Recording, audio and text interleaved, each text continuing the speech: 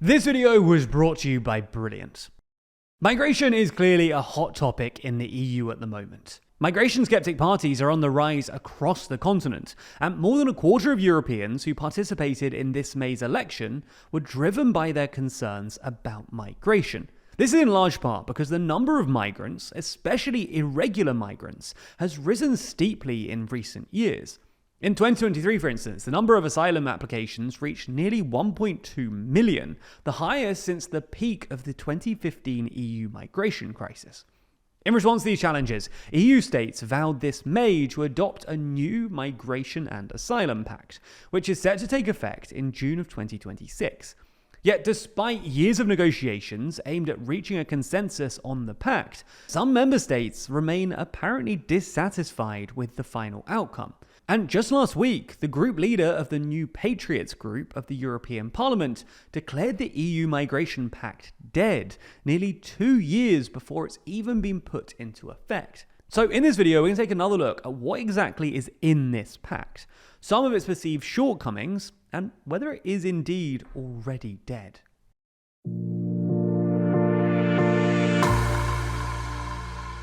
Before we start, if you're interested in global alliances and groupings like Schengen, then you might like our brand new poster, Every Alliance Explains, which shows, in slightly confusing detail, how every country interacts with each other. It's available by clicking the link in the description, and for a limited time, you can get 20% off with code Schengen. So let's start by explaining what's actually in the pact. The new pact aims to thoroughly reform Europe's migration policy, and is in part a reaction to the 2015 migration crisis, which put a massive strain on the EU's migration policy. The massive influx of asylum seekers, more than 2 million in 2015 and 2016 alone, destabilized cooperation between member states, and showed that the EU lacked the framework to deal with significant increases in asylum applications, like the spike that we're currently seeing. Broadly speaking, the pact aims to do 3 things. First, the pact aims to speed up and strengthen asylum's claims processing at the EU's borders. Under the new rules, anyone arriving at the EU's external borders or having been rescued at sea will have to go through a mandatory screening. If they're likely to be granted asylum, like they've come from a war-torn country, they'll enter a standard asylum process. On the other hand, if they're considered security risks, or from places with low asylum approval rates, they'll go through a border procedure, which aims to be wrapped up within less than 12 weeks. While their cases are being processed, they won't be recognised as having entered the EU, and their applications will be handled near the border, sometimes even in detention. Second, it seeks to establish a fairer quota system for member states. Currently, the Dublin regulation, which has been the source of much of the EU's migration-related tension, delegates the examination of asylum applications to the first EU country where migrants arrive. In practice, this means that much of the EU's migration pressures are concentrated on the so-called frontier countries, like Greece, Italy, and Malta, who have long felt that this is unfair. To remedy this, the pact outlines a solidarity mechanism between member states, meaning that member states will be obliged to take in migrants from the frontier countries to Central European states, like the Netherlands. However, if Central European states choose not to accept additional migrants, they have the option to essentially buy their way out of the responsibility by paying around €20,000 for each migrant to the host countries. And this could prove significant because the EU apparently aims to have 30,000 relocations between member states every year. Third and finally, the pact also aims to improve the return rate of those asylum seekers whose claims are rejected. For context, the current return rate is only about 25%, which means that only about 1 in every 4 asylum seekers who are ordered to leave actually does. Under the new rules, member states will be allowed to designate certain regions in other countries as safe, which could make it easier for them to reject asylum requests and increase deportation rates. Now, while this new system is almost definitely an improvement, certain member states don't like certain parts of it. As we see it, there are 3 common objections. Firstly, even if the EU manages to set up a system to process asylum applications more quickly, it will still continue to struggle with returns. After all, it takes 2 to tango, as it's not possible to return an asylum seeker to a given country without the cooperation of that country.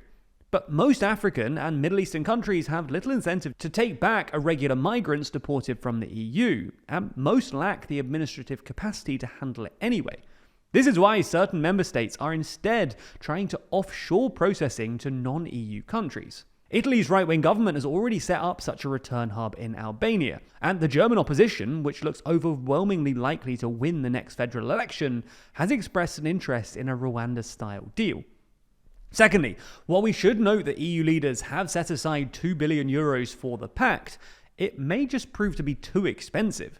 Basically, each country needs to come up with hefty proposals to show how they intend to implement the new rules, such as building infrastructure and hiring new border staff. But some member states, frontier states in particular, might need more money than Brussels can provide. But the third issue, and the one that looks most likely to actually scupper the deal, is that many member states aren't entirely comfortable with the solidarity mechanism. There's been some complaint from frontier countries that the solidarity mechanism is too weak.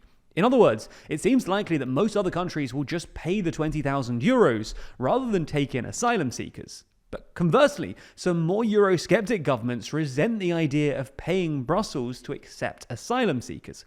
For instance, this September, the Netherlands' far-right government said that it would seek an opt-out from the Pact's rules, which they see as inconsistent with their plans to establish what they describe as the, quote, strictest asylum regime in Europe. Then, just hours after the Netherlands made this claim, Hungary, which has a long-standing dispute with the EU over asylum policy, piggybacked on the Netherlands' bid, announcing that it intends to apply for an exemption as well.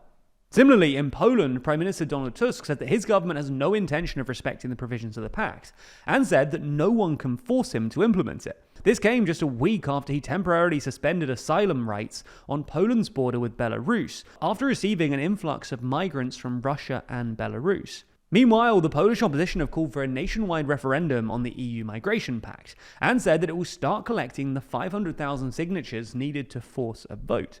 While Tusk hasn't formally asked to be temporarily suspended from the Pact, like Hungary and the Netherlands, this domestic turmoil could force him to do so too.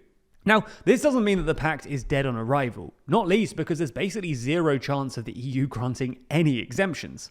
However, it looks increasingly likely that at least some governments will refuse to pay the €20,000 required by the solidarity mechanism, reigniting tensions between Brussels and more unruly member states.